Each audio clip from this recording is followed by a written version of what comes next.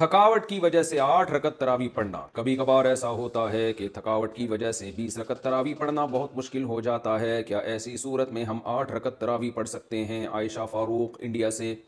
20 رکعت تراویح سنت مؤکدہ ہے، اور سنت مؤکدہ کا حکم یہ ہے کہ بلا وجہ اس کو چھوڑنا یہ قابل ملامت ہے. ایسا شخص اگر بہت زیادہ تھکاوٹ ہے، بہت کوئی مسئلہ ہے یا طبیعت خراب ہے تو پھر تراویح چھوڑی بھی جا سکتی ہے. بہتر یہ بالکل نہ چھوڑیں، کچھ نہ کچھ تو پڑھ لیں. تو اس میں 4 پڑھیں، 8 پڑھیں، 12 پڑھیں، 16 پڑھیں. 8 کے عدد کی کوئی خاصیت نہیں ہے.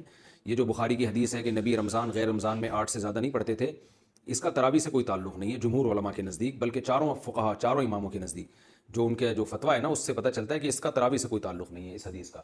اور یہ حدیث بخاری ہی کی دوسری حدیث کے خلاف بھی ہے.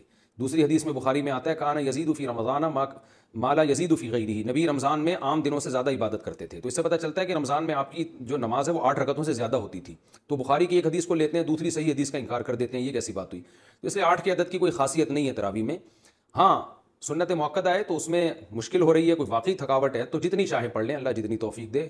8 پڑھ لیں، 4 پڑھ لیں، 6 پڑھ لیں، 12 پڑھ لیں. جتنی زیادہ پڑھیں گے اتنا زیادہ ثواب ملے گا. لیکن نارملی 20 رکعت کا معمول بنانا چاہیے.